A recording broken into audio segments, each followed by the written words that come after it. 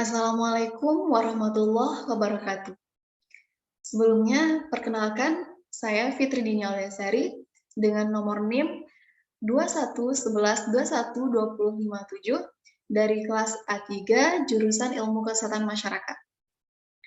Baik, pada kesempatan kali ini saya akan menjelaskan atau berbagi informasi terkait sistem pernapasan pada manusia. Sebelumnya, apa sih pernapasan itu? Nah, pernapasan itu merupakan suatu proses yang terjadi secara otomatis walau dalam keadaan tertidur sekalipun. Lalu sistem pernapasan ini dipengaruhi oleh susunan saraf otonom dan menurut tempat terjadinya pertukaran gas, maka pernapasan dapat dibedakan menjadi dua jenis, yaitu pernapasan luar dan pernapasan dalam. Apa sih pernapasan luar itu? Nah, pernapasan luar merupakan pertukaran udara yang terjadi antara udara dalam alveolus dengan darah dalam kapiler.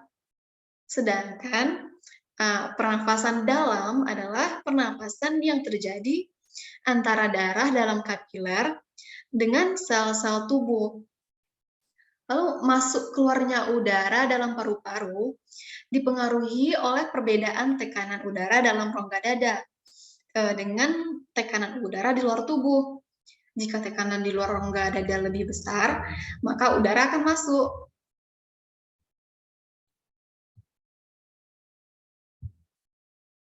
Nah, bagaimana sih proses pernapasan manusia itu?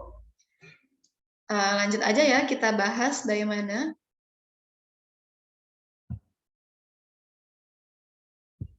Nah, yang pertama itu, udara pertama kali masuk ke saluran pernapasan melalui lubang hidung dengan mekanisme inspirasi. Lalu di rongga hidung, udara kemudian ditarik oleh rambut hidung dari partikel-partikel debu yang menyertai udara yang masuk tersebut. Selain itu, udara juga akan dihangatkan dan akan dilembabkan sesuai dengan suhu tubuh dari rongga hidung. Lalu, udara selanjutnya mengarah ke faring, yaitu persilangan tempat jalur udara dan makanan bertemu. Jadi pada faring ini tempat dilaluinya udara pernapasan dan makanan yang berasal dari mulut. Selanjutnya, setelah melalui faring, udara akan masuk ke laring. Nah, di belakang lidah dan di depan laring ini terdapat epiglotis. Epiglotis ini tuh fungsinya mengatur masuknya udara dan makanan ke tempatnya masing-masing. Ketika makanan ditelan, laring bergerak ke atas dan mendorong epiglotis sehingga menutupi glotis-glotis ini. Lalu hal ini memungkinkan makanan menurunkan esofagus menuju ke lambung. Nah, ketika makanan turun menuju lambung, glotis terbuka, sehingga memungkinkan udara pernafasan masuk ke laring, yang merupakan bagian atas dari saluran pernafasan. Di laring juga terdapat kotak suara. Suara yang dihembuskan dari dalam keluar mengalir cepat melalui pita suara, yaitu sepasang pita otot elastis di dalam laring. Suara dihasilkan ketika otot-otot di dalam kotak suara menegang atau kontraksi, yang kemudian merentangkan pita suara sehingga bervibrasi atau bergetar. Nah, suara yang tinggi biasanya dihasilkan dari pita-pita yang terentang erat, dan bervibrasi sangat cepat. Sedangkan suara rendah berasal dari pita suara yang tidak begitu tegang dan bervibrasi secara lambat.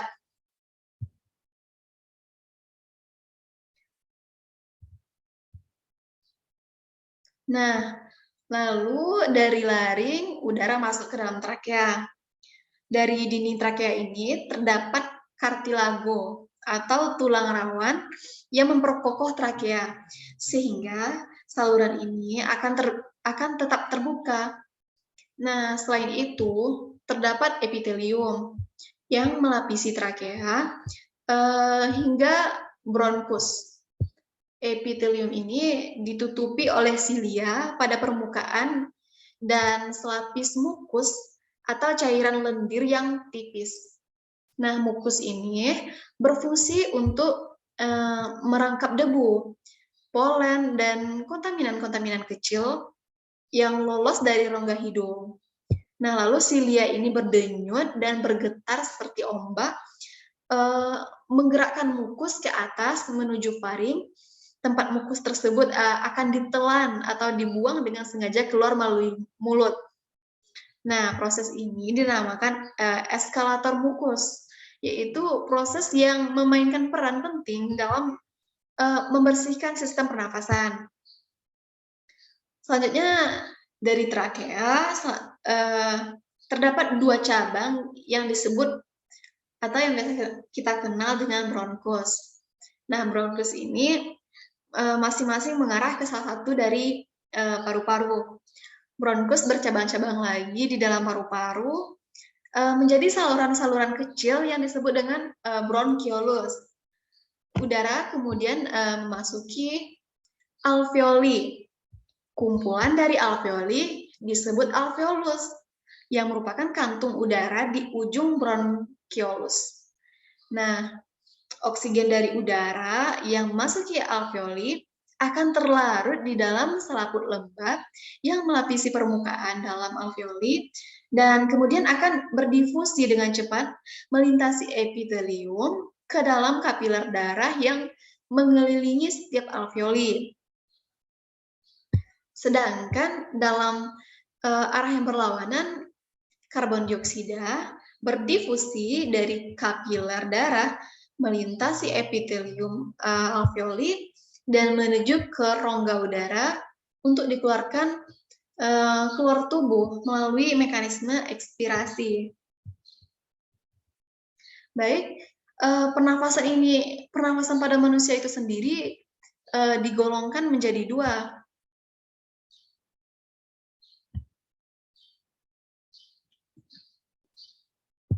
Nah, ada pernafasan dada dan juga ada pernafasan perut.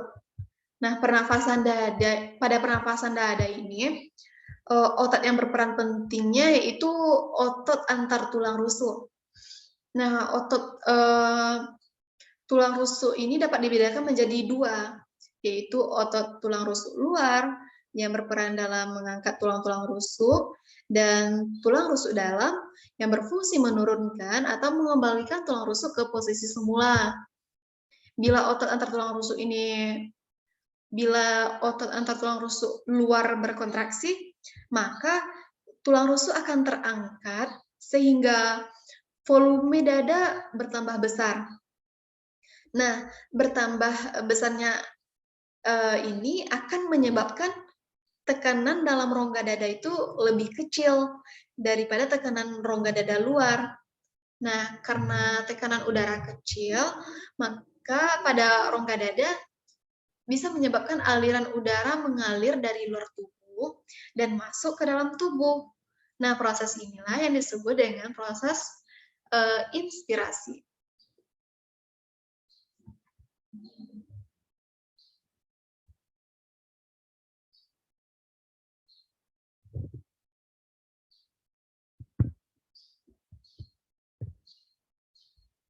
Nah, mekanisme inspirasi pada pernafasan dada ini dimulai dari otot interkostalis eksternal berkontraksi, lalu tulang rusuk terangkat atau elevasi, lalu volume rongga dada membesar, paru-paru mengembang, tekanan udara dalam paru-paru menjadi lebih kecil dari tekanan udara luar, dan akhirnya udara luar masuk ke paru-paru. Nah, sedangkan pada proses ekspirasi terjadi apabila kontraksi dari otot dalam tulang rusuk kembali ke posisi semula dan menyebabkan tekanan udara di dalam tubuh meningkat. Sehingga udara dalam paru-paru tertekan dalam rongga dada dan aliran udara terdorong keluar tubuh. Nah, proses inilah yang disebut dengan expirasi. Lalu mekanisme expirasi ini dimulai dari otot interkostalis eksternal berelaksasi, lalu tulang rusuk menurun atau bisa disebut dengan depresi, lalu volume rongga dada mengecil, paru-paru menyusut, tekanan udara dalam paru-paru lebih besar dari tekanan udara di luar, sehingga udara keluar dari paru-paru. Selanjutnya, ada pernafasan perut. Mekanisme pernafasan perut melibatkan aktivitas otot-otot diafragma yang membatasi rongga perut dan rongga dada.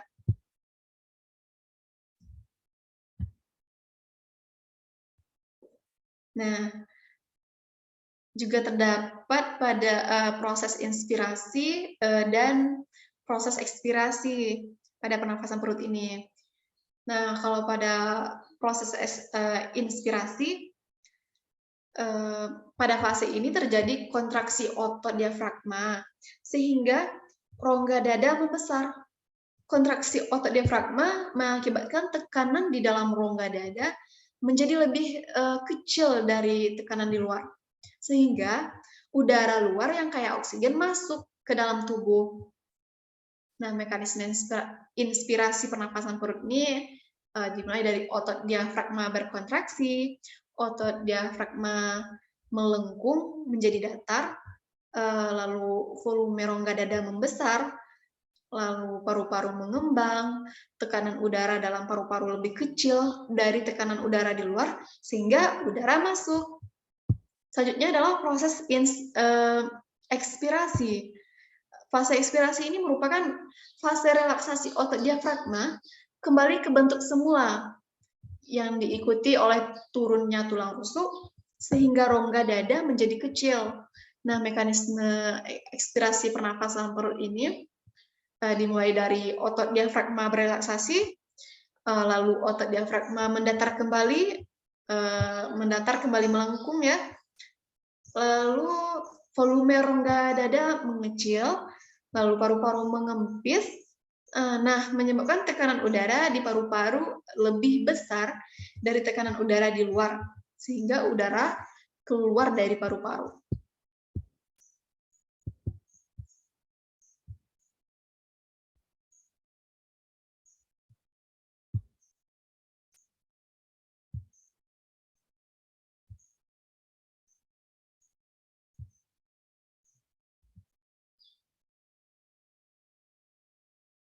Nah, selanjutnya kita akan membahas terkait masalah atau penyakit yang berhubungan dengan sistem pernafasan ini.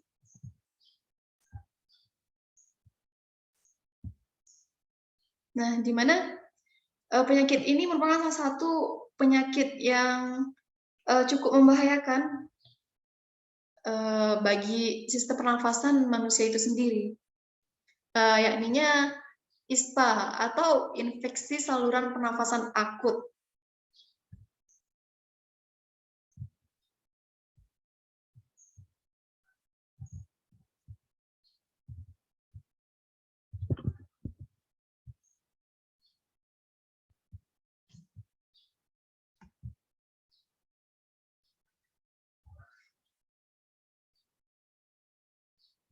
Nah, ISPA ini sendiri atau infeksi saluran pernafasan akut ini merupakan infeksi saluran pernafasan akut yang menyerang tenggorokan, hidung, dan juga paru-paru yang berlangsung kurang lebih 14 hari.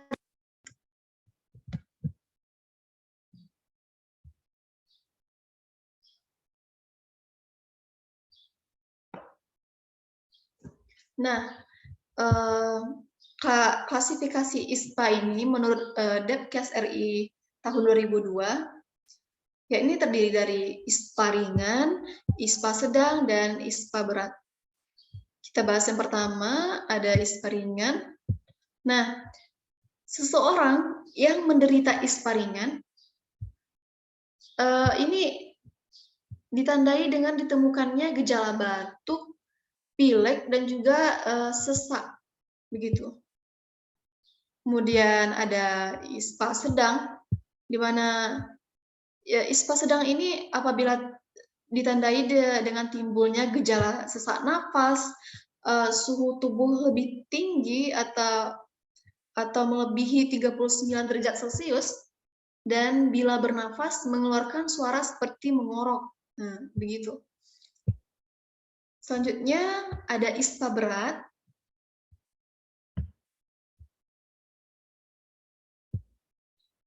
Nah, pada ISPA berat ini gejalanya ada kesadaran menurun, nadi cepat atau tidak teraba, lalu nafsu makannya menurun, lalu bibir dan ujung nadinya membiru atau disebut dengan cyanosis, dan juga perasaan gelisah. Nah, itulah 3 klasifikasi dari ISPA itu sendiri. Kalau kita lanjut terhadap penyebab dari ISPA, sebenarnya apa sih yang menyebabkan ISPA itu? Nah, ISPA ini disebabkan oleh bakteri atau virus yang masuk ke saluran pernafasan. Lalu salah satu penyebab ISPA yang lain, yakni adalah asap pembakaran atau pembakaran bahan bakar kayu ya, yang biasanya digunakan untuk memasak.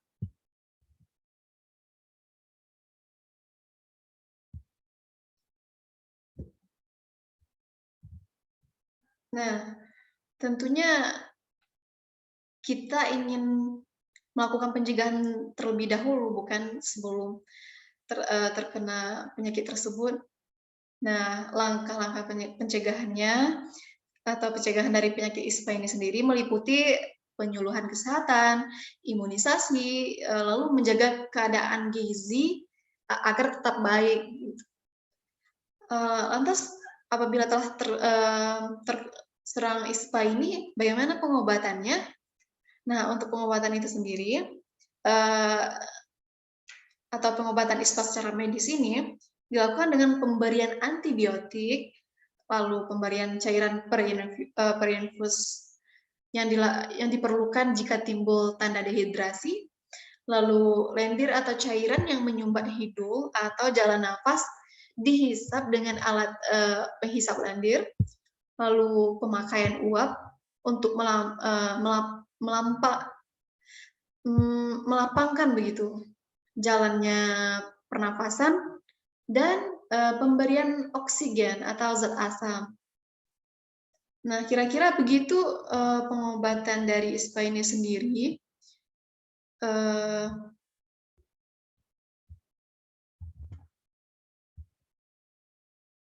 Baik, sekian penjelasan saya terkait dengan sistem pernafasan pada manusia dan juga salah satu penyakit yang biasa terjadi di masyarakat begitu. Semoga bermanfaat. Terima kasih telah menyaksikan atau menonton. Saya akhiri, wabillahi taufiq wal hidayah. Wassalamualaikum warahmatullahi wabarakatuh.